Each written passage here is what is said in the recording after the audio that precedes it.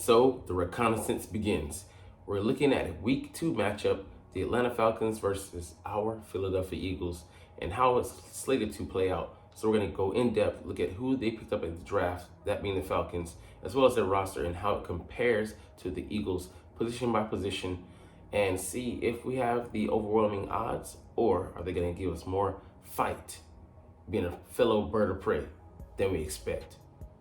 What's up, it's your boy Cintron, come back at you with another analysis video, and I kid you not, that's my real name. We're going to look at the Atlanta Falcons today. So look at their draft needs that they kind of addressed. So they needed cornerback, D-line, and QB. And it was kind of a weird draft for them. They could have gone with a top D-line prospect, decided to go against that. And they went offense. So a cornerback was not taken for them. D-lineman, they did take them, but they were on the interior, so kind of milling there when they needed them on the outside, and they kind of did take somebody, but we'll get to that later. And QB, they made a big pickup. So signing Kirk Cousins, looking to fix their quarterback play, but then they double dipped. They shipped Desmond Ridder out of there. He should have never been a starter last year. Him and Sam Howell were misplaced, and I said that going into the season, and it turned out as such. And they both are no longer with those franchises. One being shipped off to the Seahawks, and other one going to Arizona. And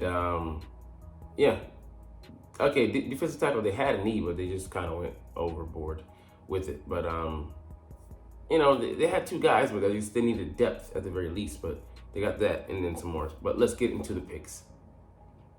So you can see it with the 8th overall, they picked Michael Penix Jr. out of Washington. So a guy who has some good mobility, has a very live arm, but he's not ready to quite start there. And they doubled down anyways with this pick, signing Kirk Cousins to a 4-year, I believe, $160 million deal. So coming on the heels of that, they make this pickup. So it was surprising. It sent the draft and draft boards into disarray because it allowed the Eagles to draft Quinton Mitchell, because it began a run of players that I think lasted until the 15th or 16th pick, where the offensive guy, the 14 straight picks of offensive guys. Yeah, the Indianapolis Colts broke that with the selection of Leatu out of UCLA, the pass rusher. So record-setting draft, and it was quite odd the way things played out. But I thank them for doing that because, like I said, it allowed a top 10 pick, potentially to slip to us at 22 overall. But appreciate it. But we're talking about you guys right now. Ruke or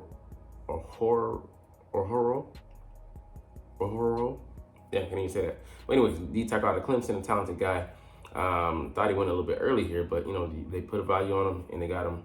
And he's a guy that should look to take over maybe for a Grady Jarrett in the future. But they have their two tackles right now, but he's gonna come in and sit and learn from them, similar to what the Washington Commanders did in bringing in a tackle, D tackle high, and having a good interior set of pass rushing / run defending guys.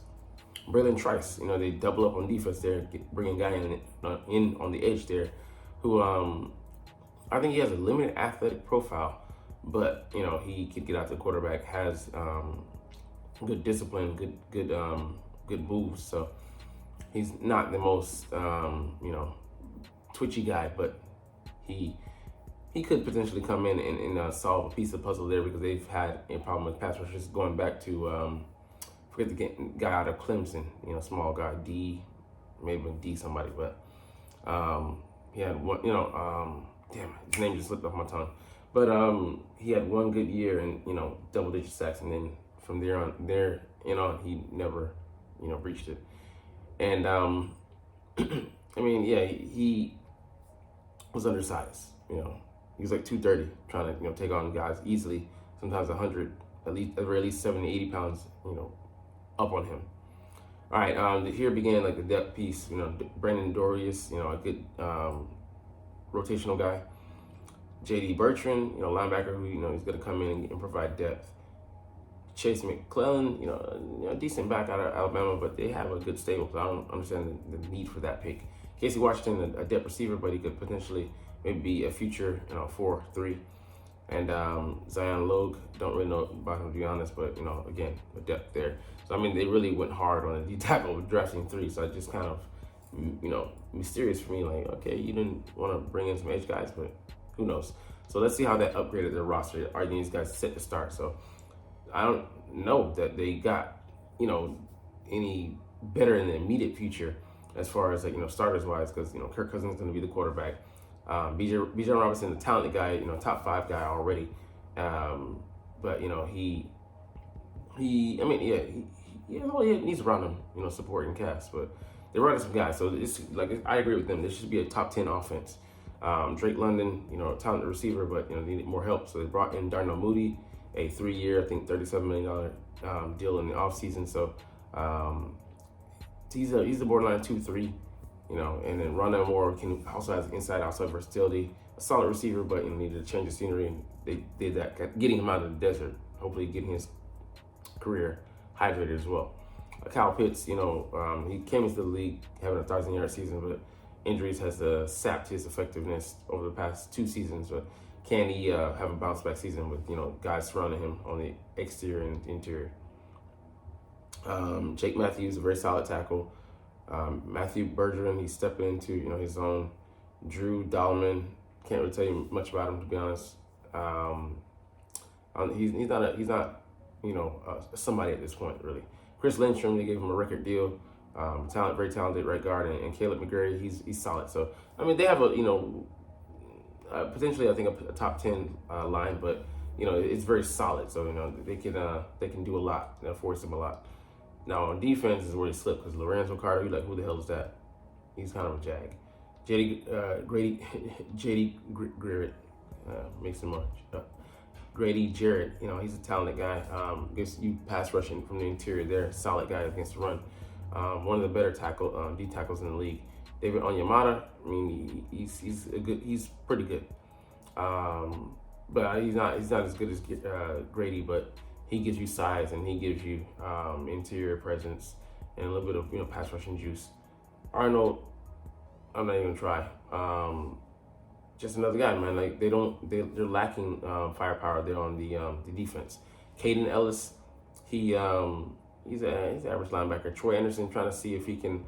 I think he came out of Wyoming a couple years. Yeah, very athletic guy. He's trying to not fit the mold. Sorry, go beyond being a high draft pick. I think he might have been a 2nd or 3rd round pick, and he hasn't so far justified that. AJ Terrell, one of the better corners in the league. I would say he's top 15. Had more of a down year, but he was top 10 just like 2 seasons ago. Clark Phillips, don't really know much about him, to be honest. He's a decent option there in the slot. J.C. Bates, a pretty damn good safety coming over from Cincinnati. He got paid and made some plays last year. And Richard Grant, just another guy. So they're kind of up and down on defense. They have a few stars, AJ Terrell, Grady Jarrett, but few and far in between. So let's compare them to the Eagles on offense. And this would be a very good challenge for us. It'll be week 2, a home game for us. So our first real home game, which we come back from Brazil, and we'll be coming off a break, so we should have the advantage there rest wise. But how does these guys fit? Because we've gone up against Kirk Cousins and smashed him. Pause. The majority of times that we faced him, especially primetime Kirk. Bijan Robinson will be load to handle, but it'll be a good test for our linebackers where we at, and our receivers. They offer size, speed. He also has speed and versatility, so it'll be a good test for our new makeshift secondary and see if we're up to the task or not. And an athletic guy like Kyle Pitts, who's going to cover him? Was my concern. C.J. Gardner-Johnson maybe comes to mind, but he's the size disadvantage. So. But O-line, we should be able to, to attack them, especially on the interior with guys like Jalen Carter and Jordan Davis. Hopefully, early season Jordan Davis overwhelming them on the interior. So on the edges, Bryce Huff could be, going against Caleb McGarry. That should be a win for us. And Jake Matthews, it'll be a good fight with him and Josh Sweat. So I like us having the advantage. At the very least, I would say it's a draw, but because we don't know. But we might have the advantage on defense and on offense, definitely for sure. These guys are not going to be able to handle our O-line. The biggest problem would be the interior with Grady Jarrett and David Onyemata, with center and right guard being new guys, Cam Jurgens and Tyler Steen. How do they work together? How are they doing on combo blocks? it'll be a good test.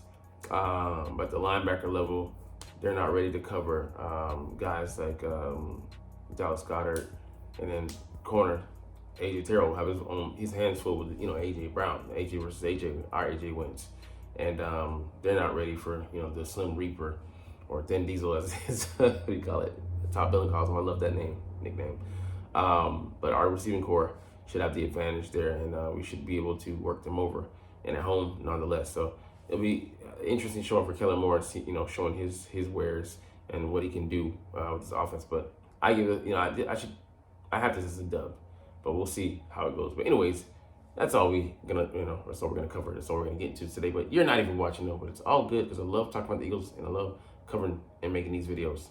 Make some shit up, but anyways, it's all good because we're gonna chunk the deuces officially. But as always, it's fly Eagles fly, and let's motherfucking go.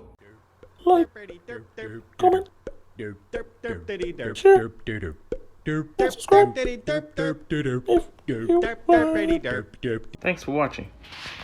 Check me out at Cintron, Cintron Anime, Cintron Life, or Cintron Laughs, or other social media.